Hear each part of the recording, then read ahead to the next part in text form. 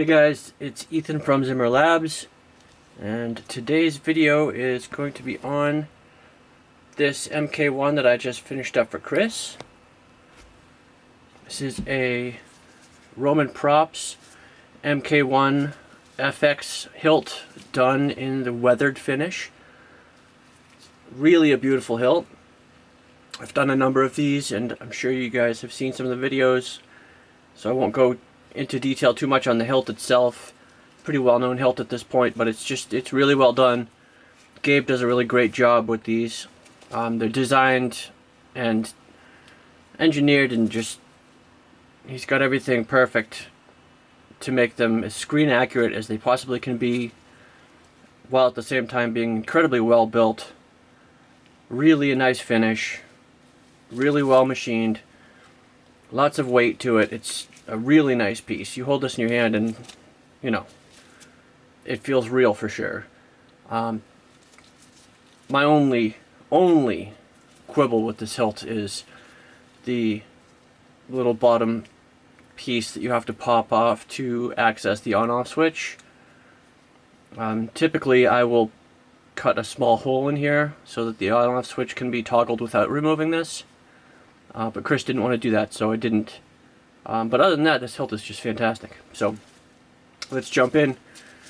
We'll start really quickly with the blade plug up top here. This is something I made custom for this lightsaber. It's just a piece of aluminum stock that I turned a little bit to give it a little bit of a design. It's pretty thin. It's probably just over 1/4 of an inch thick, with some poly tube around it so that you get some shine through.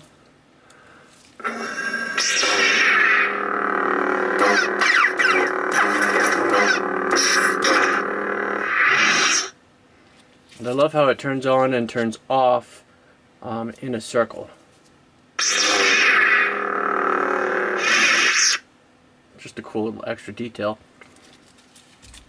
We'll go ahead and pull that out real quick so you guys can see how that works, except that's the wrong sized bit.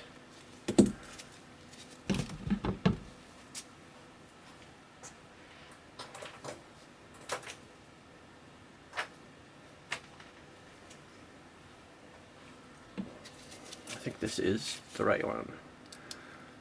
Yes, I'm pretty sure it's a T6. Just like 2 turns is plenty. And it's not easy to get these just right.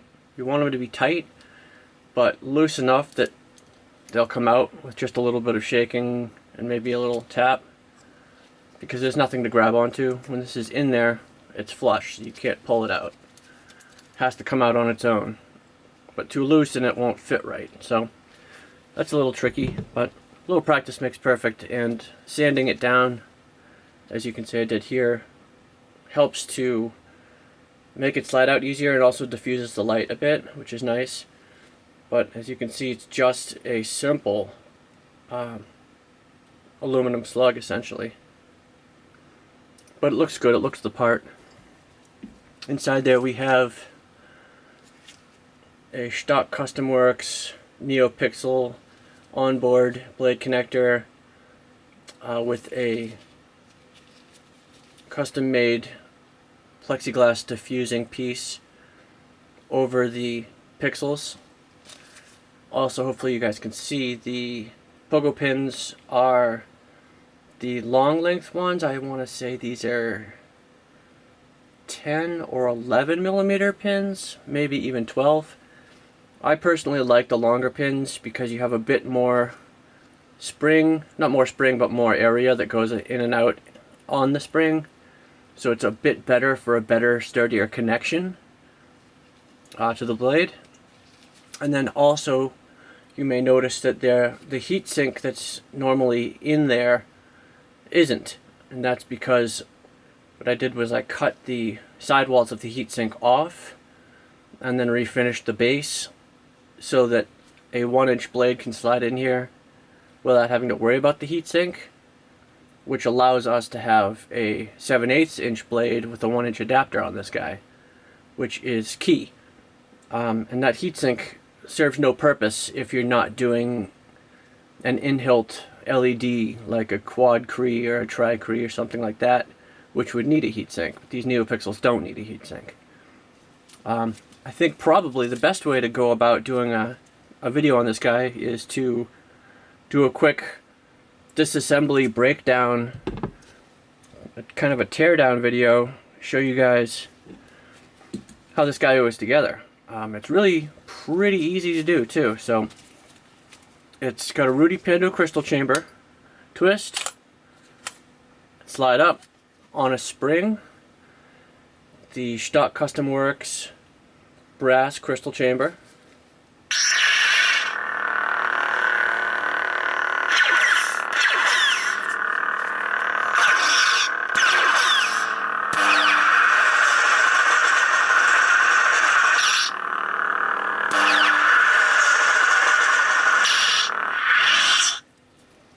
very nice design on that crystal chamber part.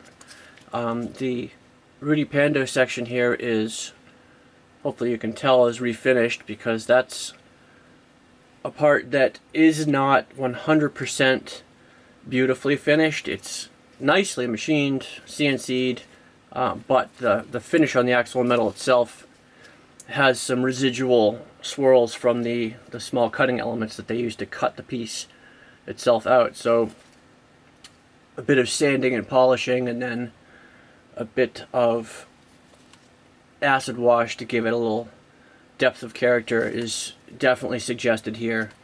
So otherwise this piece doesn't really match the rest of the hilt, and when you've got a weathered hilt especially, it's pretty important to make sure that this part doesn't stand out from the rest. Let's go ahead and finish taking this guy apart so you can kind of see what I mean. So we unscrew the emitter, right?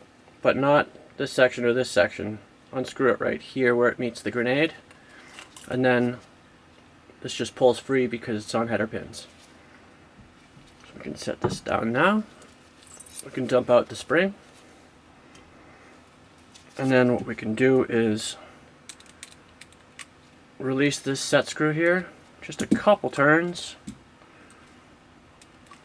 maybe a couple more. Is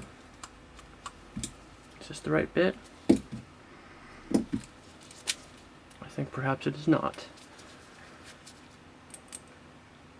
That's the right bit.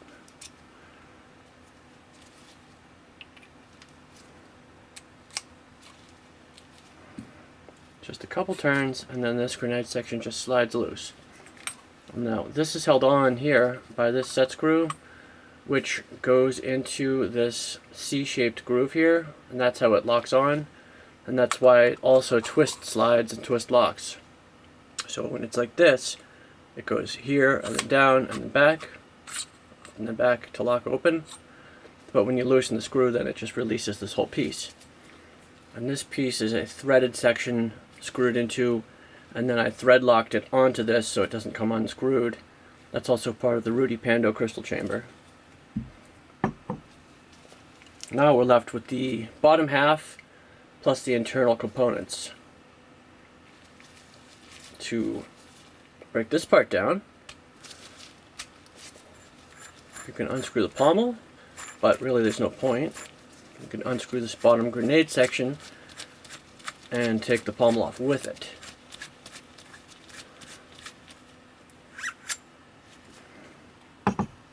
Now we have almost just the Rudy Pando section plus the chassis.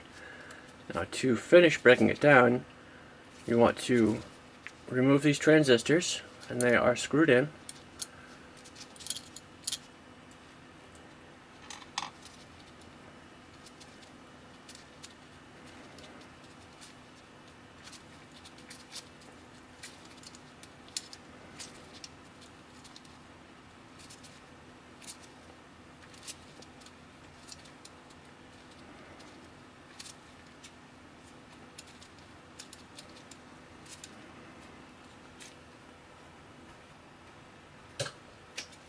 This guy's giving me a little bit of trouble holding on to it, so I'm just going to use these pliers and really carefully unscrew and pull on this fellow.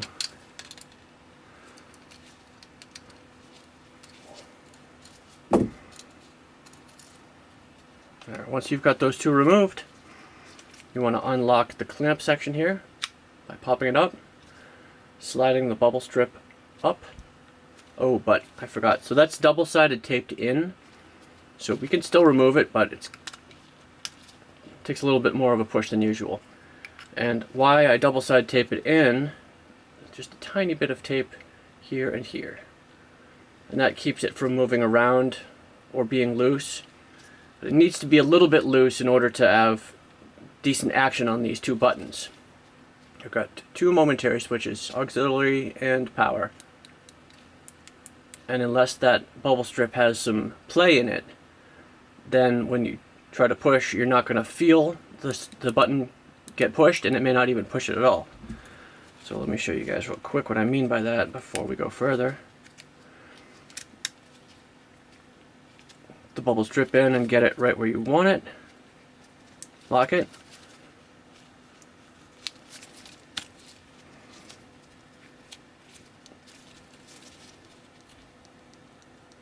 Hopefully you can hear that.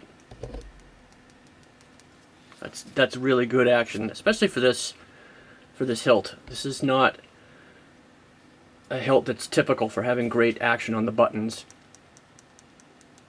because of the design. Yeah, you can barely hear this one at all. But if you look in there, you could see that there is room for this bubble strip to go up and down inside the clamp there. And that is accomplished by some work on this bubble strip. Well, the first thing that you have to do this bubble strip right is to get some clear epoxy and fill in the backside of these bubbles with epoxy, because the backside of them is dug out, so it's lumpy, and there are holes where each of these little bubbles go. And of course, there's a hole right here and right here, right where those two switch heads are. So if you have a hole right over the two switches, when you push this down, what's going to happen? The switch head is going to go right into the hole, and it's not going to do anything. It's not going to touch the switch. So to get this to work right, you want to fill those in with epoxy and let them dry. And then what I do is I put some really reflective silver tape here, so that when you look through the bubble strip, you see a nice reflective silver finish. And then the next trick is to remove a bit of the plastic material from here, and here. If you look at it from the side, you can see what I mean, hopefully. See, in the middle it's thicker. When you first get this part, the whole thing is as thick as the middle is. It's not nice and thin, almost paper thin, which you need it to be in order to get those buttons to work right. So you need to sand 1/2 inch on both ends to get this section to be as thin as possible without making it so thin that it's delicate or going to break or fragile. You don't want to damage this part, but you want to just thin this bit out so that it's A, more flexible, and B, it's got room to go up and down inside of that clamp. Alright, so that's probably way more time devoted to that part than anybody wanted to hear, but it is kind of important if you want to do this right. Next up to remove is the button assembly, and that is done simply by carefully pulling it out, holding both ends. As you can see, this is also connected with header pins. So when you remove it, because those pins are delicate, and when you put it back in, you want to be careful. I mean, it lines up just right, so you don't have to worry about it, but you also don't want to just pull one side. You don't want to jack it really hard, because if you do that, you're liable to bend or break these header pin tips, and then you're not going to have switches anymore. So once you've removed that, this clamp is now free to go about its merry way. So we'll just take it off and put it over here. And now we have fully broken this guy down essentially as far as you can. And what we're left with is just the Rudy Pando crystal chamber here, and the Shtok chassis, stock crystal chamber, quartz crystal, battery, electronics. And this is a good example, a good time for me to show you guys the 28mm speaker that I put in here. So the original design for this guy is to have a 18500 battery in it, and so the battery goes from here to here. That's not big enough for a Neopixel battery, it just really isn't. 18500 batteries will work, but you're only going to have a runtime of half an hour if you're lucky. So you want to get an 18650 into this guy, or bigger, but obviously with this setup you can't go bigger than this, or at least I haven't figured out a way yet. So now the battery goes all the way down to here, and that means there's no room for a speaker, because the speaker is supposed to go right there. So my solution is to mill out this section on the inside and mount a 28mm speaker inside of this bit. And there is, as you can see, about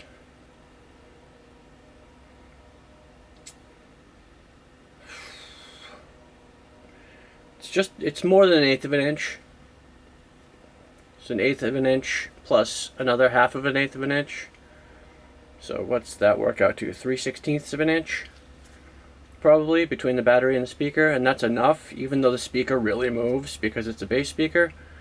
The cone of the speaker is going to go, you know, probably 1/8 of an inch up and down, but it doesn't hit the battery, so you don't get any distortion, and there is enough room in there for it. In this one I installed a wow speaker because I had one and it is a decent shape to put into this crystal chamber, into this chassis, whereas a Vico is a little bit larger in some aspects, so it's not as easy to fit into this. So that's why I went with the wow speaker. Plus it's a good speaker. Up top we have the electronics and the chassis that holds that, and there are 2 doors, covers, panels, whatever you want to call them, that are just clipped on there. So you can pop those guys off, and after you do that, you can see there's a Proffieboard in there, 4 brass pins that hold this section onto the main part of the chassis, and there is a main power switch here, and there is a recharge port, a small 1.3mm recharge port here that's mounted into the top cap, just like the switch is mounted into the top cap.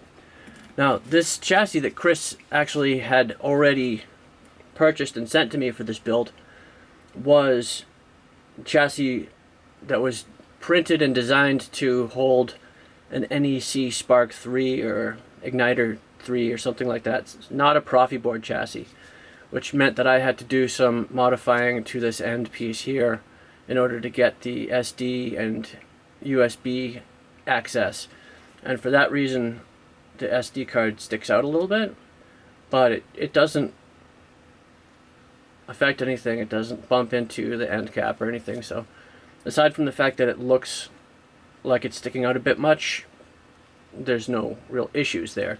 But that's why it looks the way it looks, and it looks just slightly different than what you're probably used to seeing on a Proffieboard version of this chassis. The switch is one of the really nice and really expensive, actually, TCO1 high amp kill switches, and for that reason, that's why there's so much switch up here that you can see. Typically you would just see the toggle part, but you can actually see the whole metal housing of it too. But the point of that guy is that this is just a much better switch than your average switch. Just feels better when you move it, but it's built better.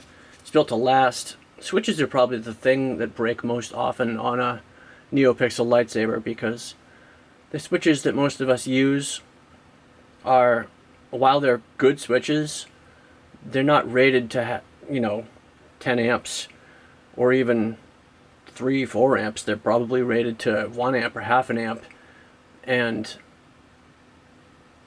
it's okay because the current going through here is not really anywhere near that amount if you wire it correctly, but it's still not a heavy-duty switch, whereas this is a heavy-duty switch. So this guy, theoretically, I just really started using these guys, but theoretically this switch should basically never break, and it shouldn't be a weak link or something that anyone's going to have to worry about replacing down the road.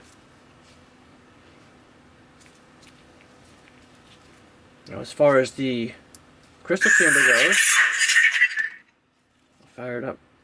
I'll put the switch assembly back in here so that we can see it. Neopixels on both ends. There's 2 strips of 4, so there's 16 neopixels illuminating this section here.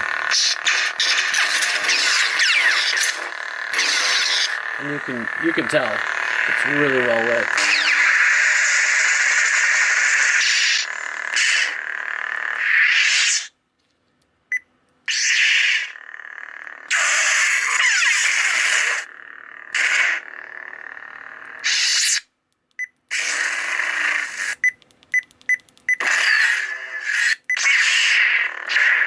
How bright that is in the green blade.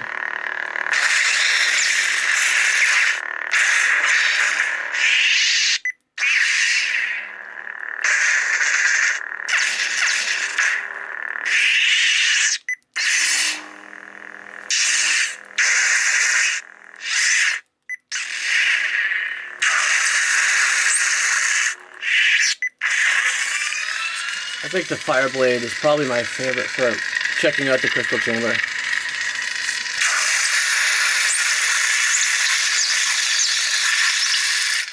It's just gorgeous.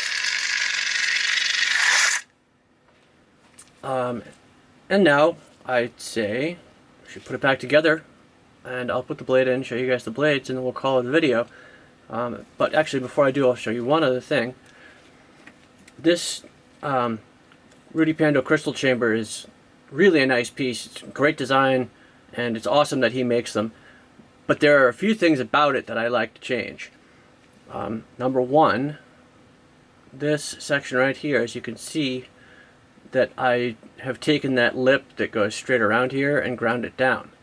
And the reason for that is when you put the Graflex clamp back on, that pretty much blocks that speaker up, so there's very little sound that's able to escape except for through the holes that are here. And these 2 holes are going to be filled up by the transistors, so nothing's coming out there. This guy's going to get some sound coming out of it. And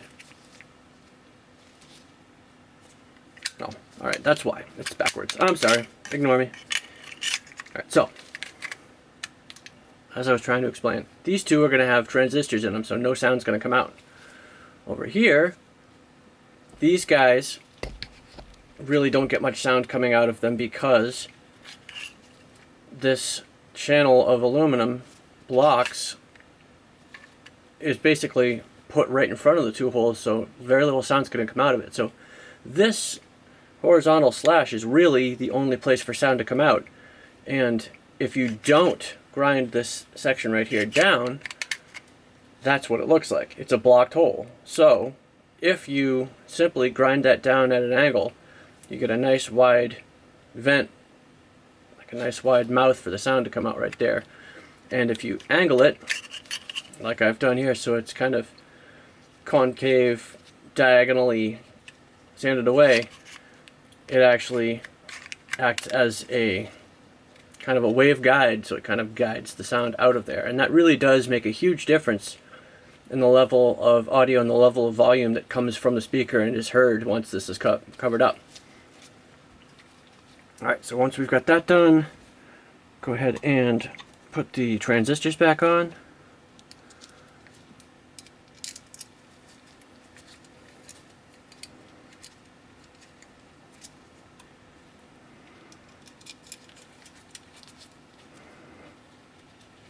Then we'll put the switch assembly back in.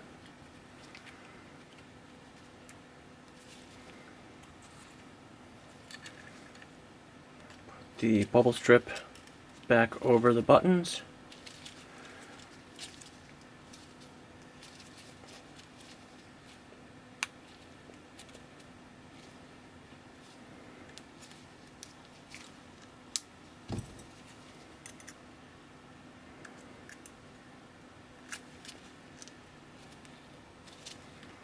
And that can be a little tricky to get it so it's exactly where you want it, but it's worth putting the extra time into lining this guy up just right.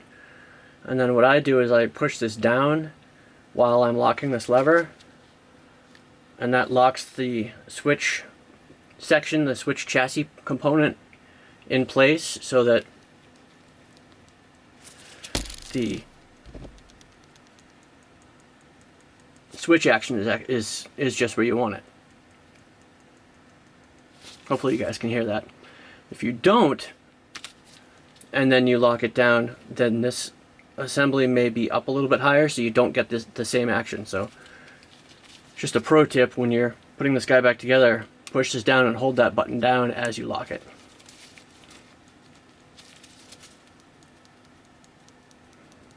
And then you can get that action, and you can actually feel the switch being pressed. And now this is where that double-sided tape comes into play. Just those two small pieces are gonna hold this bubble strip into the clamp so that once it's in there and it's locked, the next time you open it up, it's not going to go anywhere. It's going to be right where it was, and it's going to stay there. It's not permanent in that you can't remove it, but it's permanent enough that the bubble strip stays in place and acts the way you want it to. Let's pop these covers on the chassis.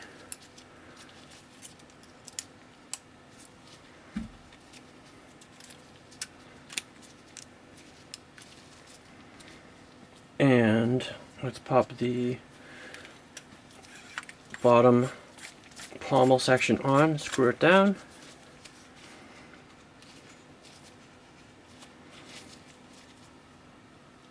Now we can put on the top grenade section, lining up that screw with the C-shaped channel here. And you just want to tighten that enough that it grips. You don't need to over tighten that. If you over tighten it, then this is not going to slide well. And if you over tighten it, it's going to scrape and grind inside of there over time and cause that to get eroded, and it's going to affect how smoothly this can slide. This whole assembly needs no lubrication to work because it's sanded and machined and finished nice enough that it really just slides well on its own. But if you over tighten things and then slide them around, or if they get dirty and you slide them around, then they're going to get damaged and beat up, and that finish is not going to stay, and then it's not going to slide quite so nice in the future. So that's just something to keep in mind. Now, this is a somewhat tricky part doing the spring. You want to insert it so that it sits on the inside lip there with the wires running right up the middle, and then you want to hold the spring down and reconnect the top section here, being extra careful to make sure that you connect it in the correct polarity so that power is going to power, not ground to power, because that's a real quick way to fry your Neopixels. If you connect that up the wrong way and then turn it on, zap, dead Neopixels. And of course this is a little bit easier said than done, but it's one of those things you get used to.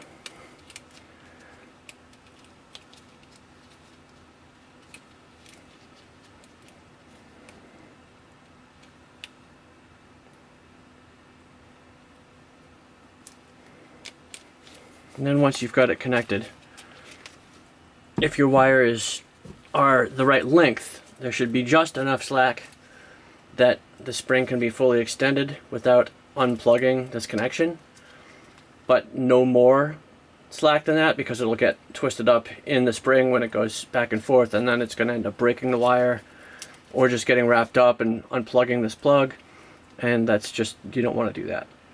So right now, double check that you plug this in correctly and your ground is ground and power is to power. Now once you've got this screwed in nice and tight, you can check to make sure that that connector is still connected by just throwing the switch and pressing the button, making sure that she lights up. So you're in good shape. Now the other thing to do at that point is to release the crystal chamber and make sure that she slides nice and easy, opens and closes without anything,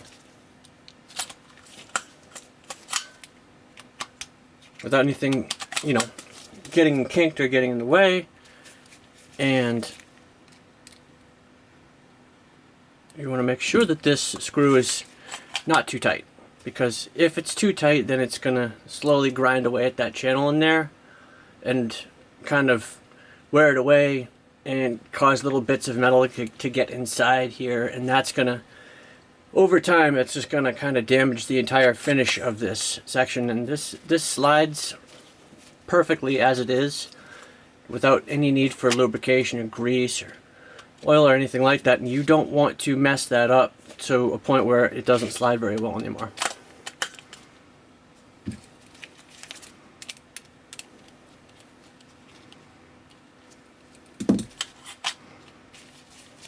Alright, so let's throw the blade in real quick, and I'll show you guys the blade array.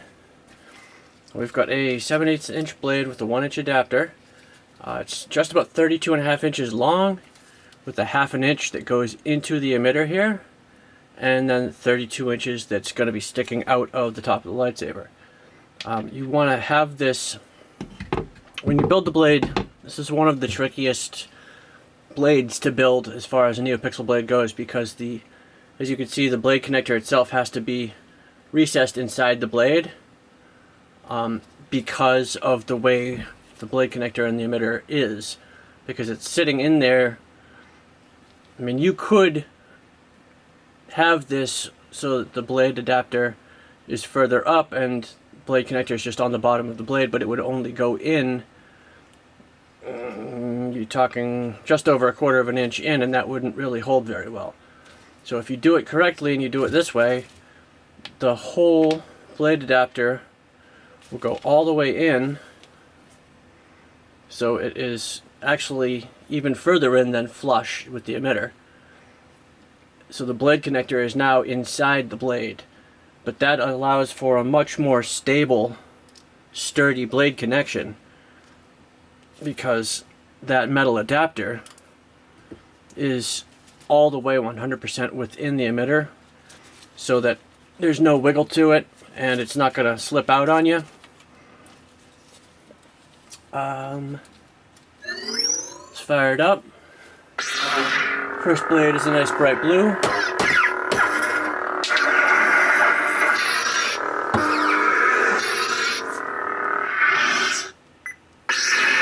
Good, a nice cyan.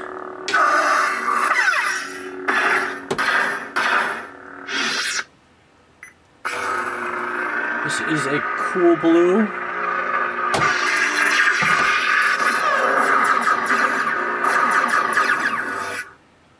And a cooler blue. This might be my favorite color.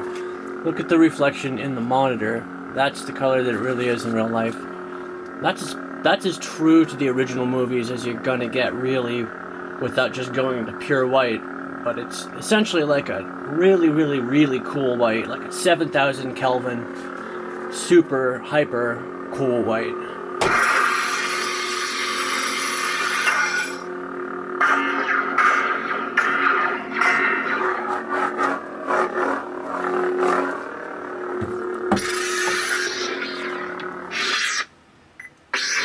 This is a pulsing cyan,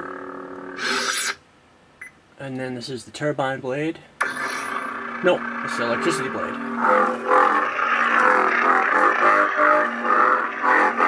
Love this sound font.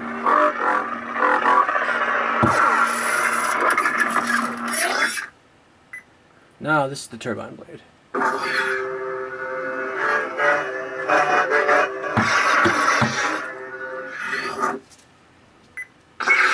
Bright green. Audio flicker yellow. blue flash on clash, which is great for contrast.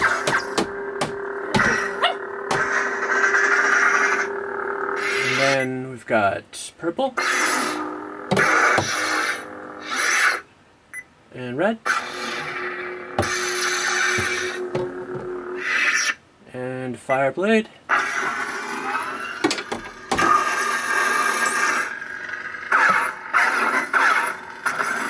And then back to the beginning. Blue blade. And that is the blade array. And always remember when you're done playing with her to shut it off. You don't want to leave it on and have the battery drain on you. The other good thing you can do if you are turning it off and putting it down is you can take the blade out, and that will help to ensure the battery doesn't drain on you, because those Neopixels in the blade have a parasitic current draw that they will slowly suck your battery dead. And when I say slowly, it's not real slow. It's pretty fast actually, if you forget to hit that switch. So just double check, push the activation button, make sure nothing going on, and you know that the battery is turned off and the connection is cut, and your battery is not gonna get drained and wear out or over discharged on you while it's hanging out on the shelf. And you can always display it, the crystal chamber, out like such.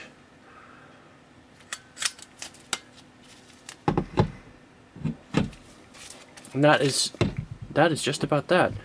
So thank you guys as always for watching. Chris, let me know your thoughts. If there's anything you want me to change or add or subtract or modify, let me know.